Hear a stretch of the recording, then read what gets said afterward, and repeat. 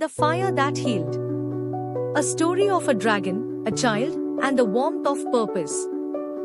Long ago in the frozen north, in the kingdom of 꽉ᴜฏ, snow fell year-round. The trees were white with frost, the lakes frozen like glass, and the people wore layers of fur to survive.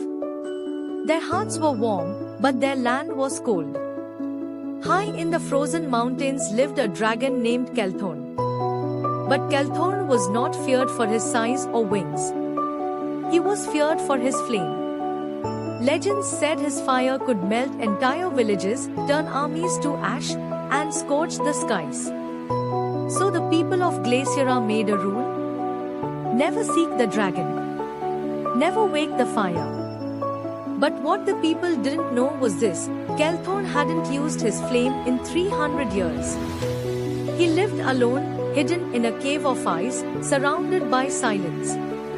His wings were weak, his heart heavier than the mountain he lived on. They fear what they don't understand, he whispered to himself. So I'll give them nothing to fear. A child in the snow. One bitter winter, 꽉ᴜฏ faced its coldest season in history. The sun disappeared behind grey clouds for weeks. The crops froze in the ground. People huddled together, but children began to fall sick. Among them was a little girl named Lina, kind-hearted, brave, and curious. Her mother wept, unable to keep her warm. "We have no more firewood," she cried. Lina, barely able to stand, whispered, "There's still one fire left. 꽉ᴜဋ's." Her mother gasped. "You mustn't say that. He'll burn us all." But Lina believed something different. She had read the forgotten texts, buried deep in the village archives, old scrolls that said 꽉ᴜဋ's fire was once used to heal, not destroy. To grow green where there was only ice. So, one morning before dawn, Lina slipped away alone, a tiny shadow walking through a wall of snow. The cave of fire and ice. 꽉ᴜဋ sensed her before she even entered the cave. He smelled not fear, but hope. She stood, shivering, in front of the massive dragon. His red scales glowed faintly, like embers under ash. "I have no fight left in me, child," he growled. "Why are you here?" Lina coughed but stood tall. "Not for a fight. For warmth." 꽉ᴜဋ blinked slowly. "You want me to destroy your village?" She shook her head. "I want you to save it." And then, something no one had ever done. She reached out her hand. Her fingers touched his nose.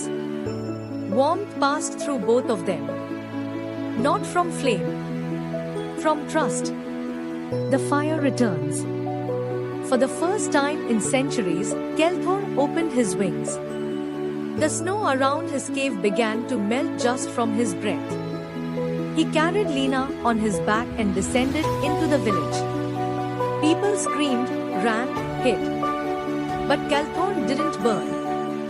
Instead, he breathed fire into the skies, but it didn't scorch. His flames glowed gold, soft, gentle. The snow melted. Crops began to thaw. Wells unfroze. Homes lit with warmth. Wherever his fire touched, life returned. The villagers, stunned, watched in silence. The heart of a dragon. When the fire settled and 꽉ᴜဋ landed, Lina stood before the people and said, "He didn't destroy us. He saved us. His flame is not for war, it's for warmth. But we made him believe he was a monster. Let us be the ones to show him otherwise." Tears welled in the eyes of villagers. One by one, they stepped forward. They bowed not in fear, but in gratitude. 꽉ᴜဋ, for the first time, smiled. The kingdom of warmth. 꽉ᴜဋ changed. Every winter, 꽉ᴜဋ would come to the village and light the fires. Lina grew up to become the kingdom's first keeper of flame, reminding everyone of the day fear was replaced by understanding. And ᴘʟᴇᴱ? He no longer lived alone. Children would climb on his back. Artists painted his wings. Elders thanked him for their warmth. He was no longer a myth. He was family. Final message. In his last days, ᴘʟᴇᴱ left behind one message, carved into stone outside his cave. They feared my fire because they saw only destruction. But fire also cooks, warms, heals, and protects. Your strength is not what the world calls it. It is what you choose to do with it. Be the flame that heals. Moral of the story. True strength isn't about power, it's about purpose. Even what seems dangerous can be beautiful if used with kindness. And sometimes, all it takes to awaken the good in someone is a child brave enough to believe in it.